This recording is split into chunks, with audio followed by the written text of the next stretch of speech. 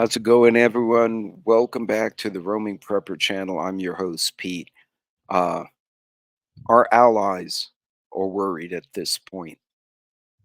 I'll be right back. Let's talk about why they are worried, what we should be thinking of.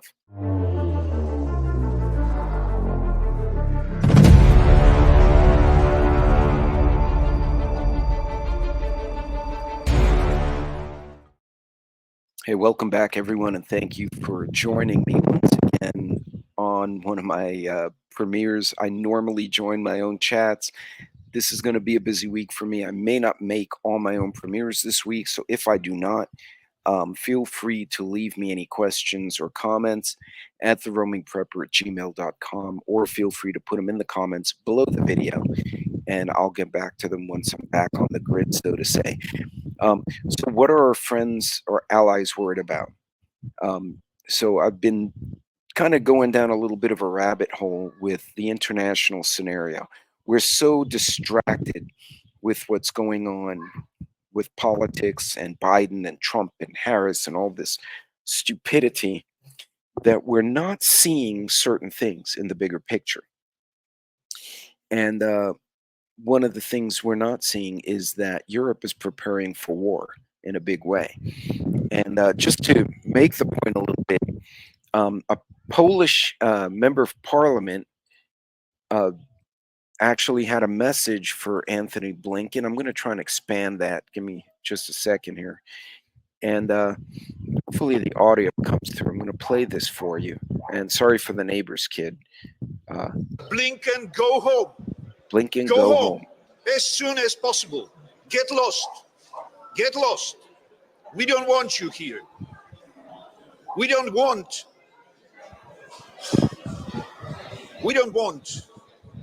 Polish people paying and dying for your wars.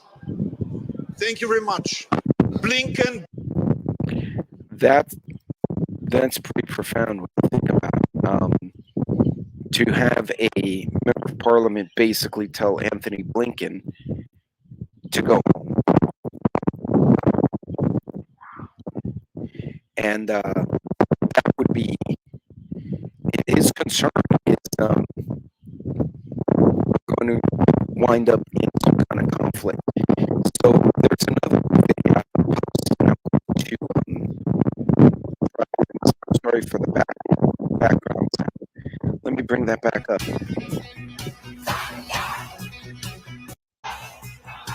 So this is a military convoy in Poland. These look familiar, don't they? It's not a parade line, right? Hello now.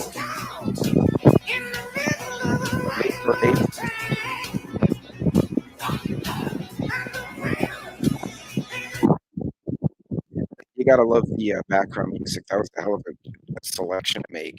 But the actual post goes on to state, let me see here. The actual post says, I declare the army is preparing for war with Russia because we live in times of war, says Prime Minister Tusk.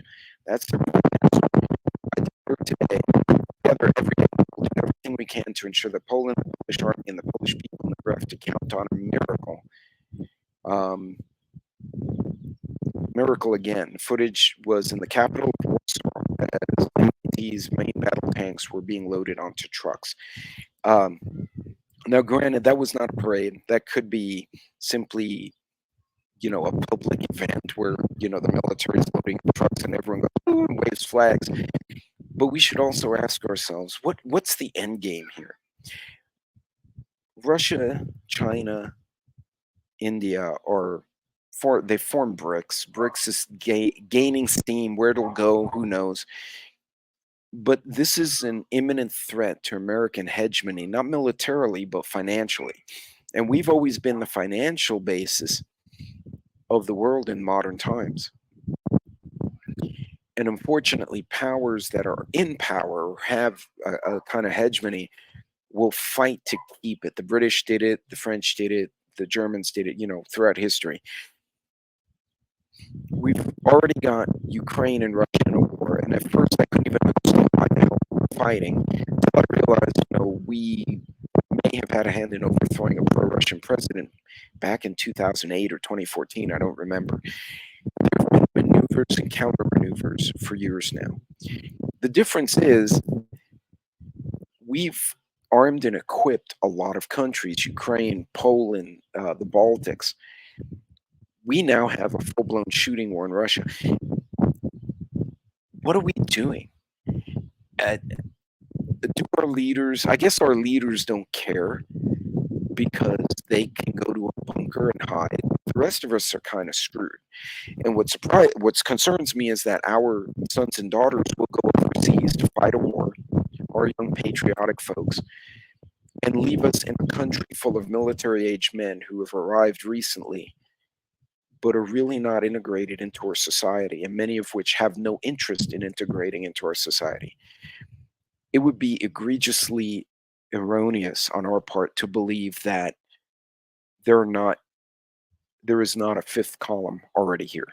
Not cyber hackers, not gangs or cartels. I'm talking legit operators. So how do we react? Obviously, we don't control international policy. We all need to think, what is in our area that could be a threat? Is there a change in demographics? Are there new folks?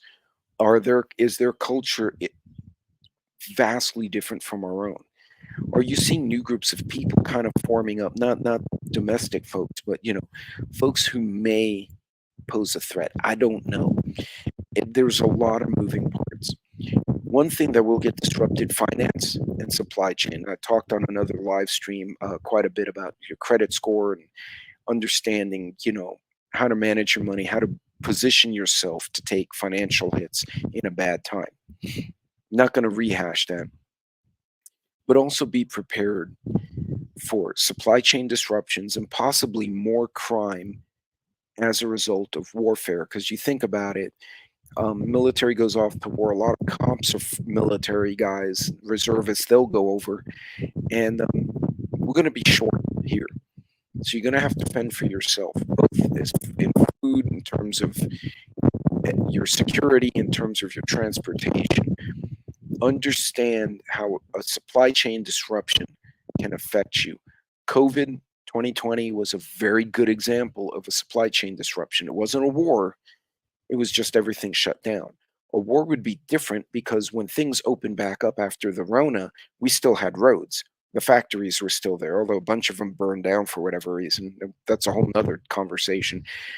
But the roads were there, the bridges were there, the factories for the most part were there, the power grid was there.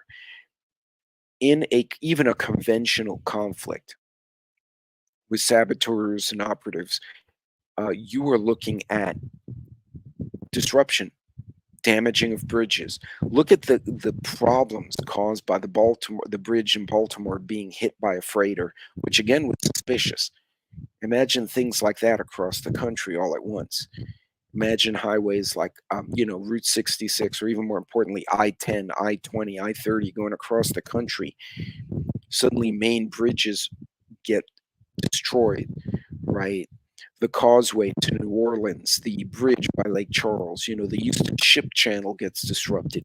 I'm talking about stuff down south, a little closer to me. That would be a serious problem. So try to plan and understand around that. And again, your 80% preps, the preps you get that cover 80 or 90% of what conceivably happens, should be where you focus.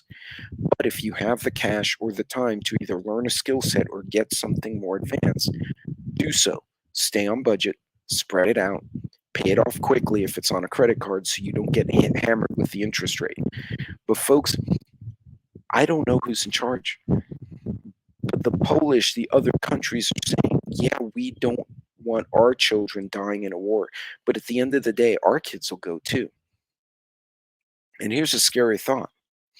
What if all these migrants who are coming in right now, bringing their families, are really meant to puff up the ranks of our infantry? What if the minute a war breaks out, they're going to recruit them? They're saying, y'all are drafted now. You have a lot of new warm bodies. Just something to think about. A lot of the Irish and Italian immigrants in the 1800s wound up fighting in the Civil War, literally came off boats signed their paperwork and wound up getting drafted, we be filling our society for the purpose of putting soldiers in a battlefield? It's a stretch. It's a stretch, and that's totally a hypothesis, but it's scary. But in the meantime, secure your home, know your routes, know how to get to and from your people in different ways, not just one road, but other roads, other alternatives, and be prepared for supply chain disruptions. I'm wondering if this is all posturing for an election year. It's very possible. It's not unheard of that other countries posture against us during our elections. We do it to them all the time. But if you really wanted to screw up America, start something right before the election, a very contentious election, and then see what happens. Anyway, there's my conspiracy theory video for the month. I'm probably going to get it kicked off of YouTube. In any case, you ladies and gentlemen, be good, be safe, be blessed. I will see you on the next video. Godspeed if you're traveling.